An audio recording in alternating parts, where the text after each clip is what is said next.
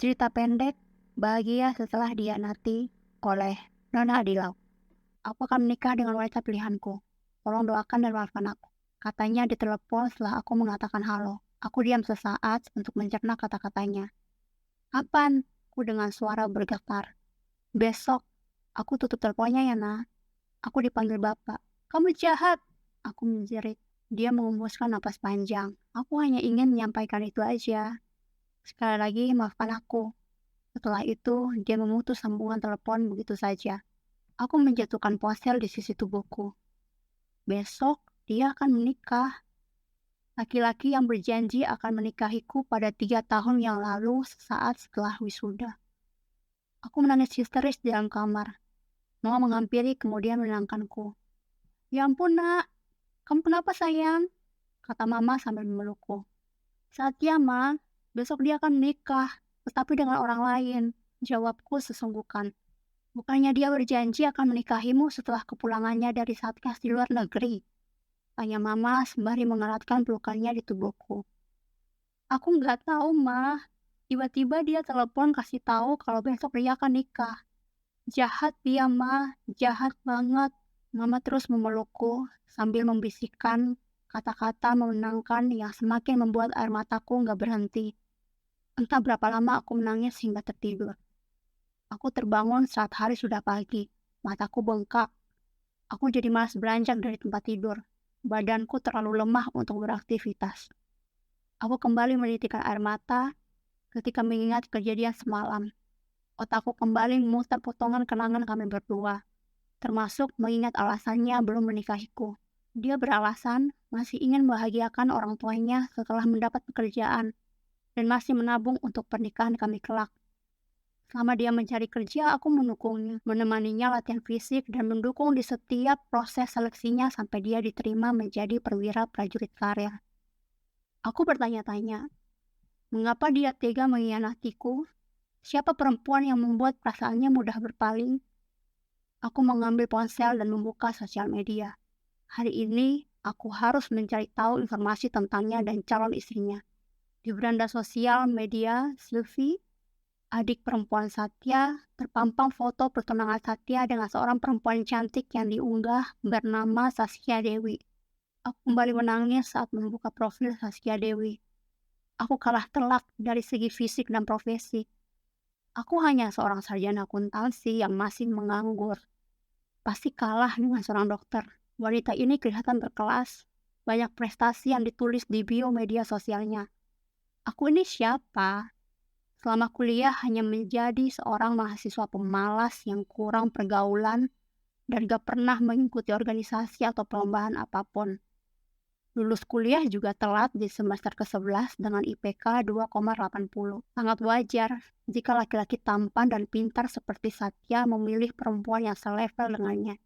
Aku terus menyalahkan diriku yang tidak berguna, tidak memiliki kelebihan apapun, malas merawat diri, hingga pantas ditinggal nikah. Aku semakin tertutup karena rendah diri, menyalahkan diri sendiri, dan membandingkan hidupku dengan mereka yang sudah berbahagia. Bahkan, aku menghindari pertemuan dengan teman-teman semasa kuliah karena malu. Hanya aku yang masih menganggur. Sudah 6 bulan sejak mereka menikah, dan aku masih menyakiti diri dengan setiap hari melihat postingan Satya dan istrinya menggunakan akun palsu. Istri Satya sedang hamil 4 bulan. Satya kelihatan sangat menyayangi dan membanggakan istrinya karena dia sering membuat tulisan romantis dan kalimat-kalimat pujian pada setiap unggahannya. Berbeda waktu dia masih bersamaku. Gak pernah satu kali pun dia mengunggah foto diriku di media sosialnya. Saat hari libur nasional, ada yang mengetuk pintu rumah ketika aku sedang membaca novel. Aku sangat terkejut. Saat membuka pintu, ternyata ada Sarah, Andini, Ruli, Widya, dan Eko. Mereka adalah sahabat-sahabat waktu aku kuliah. Untuk apa kalian kesini? Tanyaku spontan karena terkejut. Mau mengunjungi teman kita yang sombong banget. Udah gak mau lagi ngumpul bareng kita. Ucap Andini yang tanpa permisi langsung masuk ke dalam rumah setelah melepas sepatunya di depan pintu, kemudian disusul oleh teman-teman yang lain. Kalian gak kasih tahu aku sih, mana aku belum mandi, sungutku. Kalau kita kasih tahu kamu, pasti banyak alasan, sambung Eko. Sarah membuka tas kain yang dibawanya dan mengeluarkan berbagai macam snack dan minuman. Kata mereka nggak mau merepotkanku. Makanya sengaja beli snack di minimarket dekat rumah. Nana, aku ada info lowongan pekerjaan. Minggu depan batas waktu masukin lamaran. Kamu ikut ya? Ruli menyodorkan PDF yang dia buka di ponselnya padaku. Nanti aku coba deh. Makasih untuk informasinya ya. Aku terharu dengan perhatian mereka.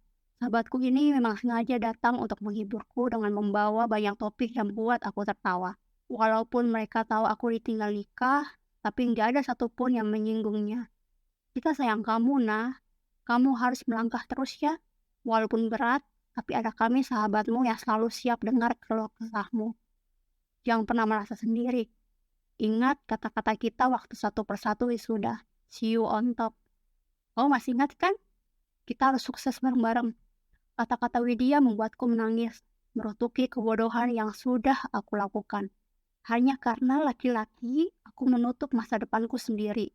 Dia sudah bahagia dengan kehidupannya. Mengapa aku membiarkan hidupku jalan di tempat? 2 hari setelah kunjungan sahabat-sahabatku, aku banyak merenung akan masa depanku. Hingga malam ini, aku membuat keputusan. Aku akan mengambil tawaran pekerjaan dari Ruli, tetapi aku memilih jalan lain. Aku ingin menyampaikan keinginan ini kepada Mama. Saat hendak masuk ke kamar Mama, aku mendengar Mama sedang berbicara dalam tangis. Mama sedang mengadu pada Tuhan untuk masa depanku. Berdoa minta padanya untuk aku diberikan pekerjaan, diberikan kebahagiaan, dan bisa mendapat pengganti Satya yang jauh lebih baik. Begitu Mama selesai berdoa, aku masuk ke kamar dengan berurai air mata. Mama, maafkan aku, kataku dengan suara serak sambil memeluk Mama. Rasa familiar seperti 6 bulan yang lalu, tapi kali ini berbeda. Aku sedih karena telah membuat Mama harus menanggung beban pikiran akibat ulahku. Aku masih belum bisa membahagiakan Mama. Hanya karena masalah cinta, aku sampai melupakan masa depanku. Maafin aku, Ma. Mama ikut menangis. Mama melepas pelukan dan mencium seluruh wajahku. Gak perlu minta maaf, Nak. Memang belum waktunya kamu mendapat pekerjaan. Mama tetap bangga sama kamu. Mama percaya suatu saat kamu akan menjadi orang sukses. Makasih, Ma. Aku sayang Mama. Aku menikmati pelukan Mama. Beberapa saat kemudian, aku menyampaikan satu keinginan yang dulu pernah aku impikan. Mah, temanku ngasih info lowongan pekerjaan, tapi kayaknya aku nggak mau kerja dulu. Boleh nggak aku lanjut S2 di luar kota? Maaf, masih harus merepotkan Mama lagi.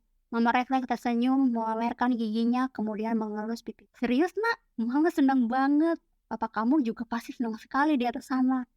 Soalnya ini salah satu impian almarhum Papa, bisa lihat kamu S2. Tanpa Mama minta, kamu melanjutkan sekolah. Kamu mau ambil S2 apa? Di mana? Dan kapan kamu mulai daftar, Nak? Seru Mama semeringah. Aku tertawa geli melihat respon Mama. Tapi sedih juga di saat yang bersamaan muncul rasa rindu pada Papa yang udah meninggal ketika aku kuliah semester 1. Papa meninggalkan warisan berupa toko sembako yang selalu ramai didatangi pembeli dan 2 rumah kontrakan sehingga membuat kami gak kesusahan waktu ditinggal Papa. Aku nantinya mau jadi auditor, makanya mau ambil S2 yang sekalian dengan profesi akuntan. Aku baru lihat infonya.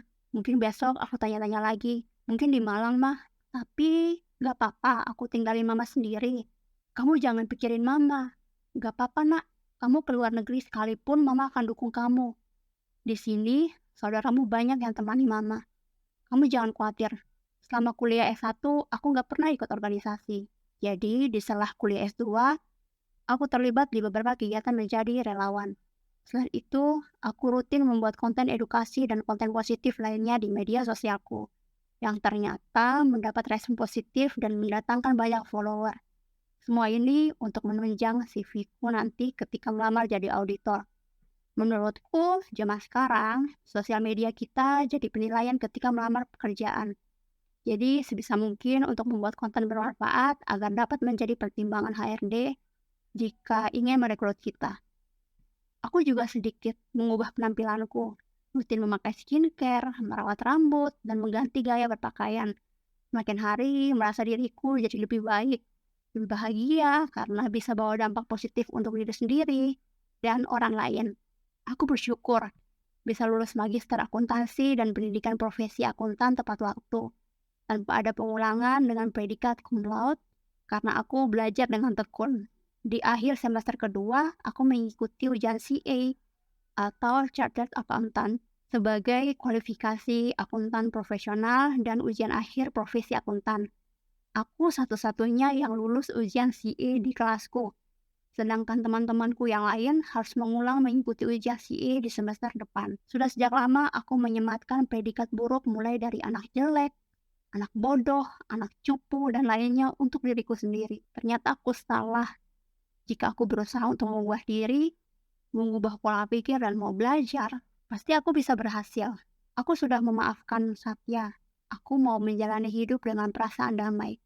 Dulu, aku masih sering mengungkit kebaikanku padanya. Tetapi aku sadar, semua yang aku lakukan saat itu atas dasar sukarela. Dulu, aku ikhlas melakukannya atas dasar cinta. Sejak ada yang memaksa. Aku nggak mau punya mental korban yang hanya bisa terpuruk dan seumur hidup menyalahkan orang lain. Aku ingin menjadi orang sukses, bukan karena ingin membalas dendam padanya, karena dia tidak seberharga itu untuk dijadikan alasan sukses. Aku ingin sukses untuk membanggakan mama, diriku sendiri, keluarga besar, dan semua orang yang menyayangiku. Selanjutnya, aku mengikuti seleksi menjadi auditor di salah satu kantor akuntan publik Big Four yang memiliki cabang di Indonesia. Saingannya berat banget, tapi aku bersyukur bisa lulus. Pekerjaan ini nggak mudah.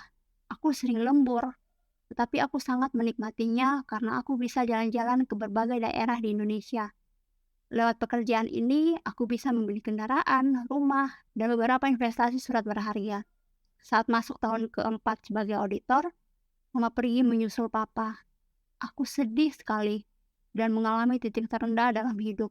Namun, di tengah kesedihan terdalamku, Tuhan menghadirkan seorang penghibur yang akhirnya menjadi suamiku. Dia seorang pria berwibawa, bertanggung jawab, penyayang, dan berprofesi sebagai TNI AD perwira menengah. 1 tahun kemudian, aku menikah dengannya. Lalu dengan sukarela memutus resign dan memilih menemani suami bertugas dimanapun dia ditempatkan. Beberapa bulan setelah menikah, suamiku ditugaskan menjadi komandan di sebuah batalion yang ternyata di sana juga tempat Satya bertugas. Awalnya sangat canggung bertemu dengannya, tetapi aku berusaha untuk santai. Toh, semuanya sudah berlalu. Kami juga sudah bahagia dengan keluarga masing-masing. Aku sangat bersyukur menikah dengan suamiku saat ini. Dia luar biasa baik, sabar, humoris, dan selalu mendukung hal positif yang aku lakukan. Walaupun aku sudah resign, tapi aku tetap produktif dan bisa menghasilkan uang dari rumah dengan membuka kelas online akuntansi dan persiapan ujian CA. Andai dulu, motivasi aku untuk sukses adalah ingin membuat mantan menyesal, pasti sekarang aku akan makan hati melihat kehidupan mantan yang bahagia dengan istri dan kedua anaknya. Namun, ketika aku sukses untuk membahagiakan diriku sendiri dan sudah memaafkan dia, aku ikut bahagia ketika melihatnya bahagia. Rencana Tuhan selalu baik dalam hidupku. Patah hatiku dulu hanya sebagai efek kejut untuk aku bisa menggali semua potensi yang ada dalam diriku. Jika saat ini aku masih bersama Satya, aku nggak yakin hidupku akan mengalami perubahan seperti sekarang.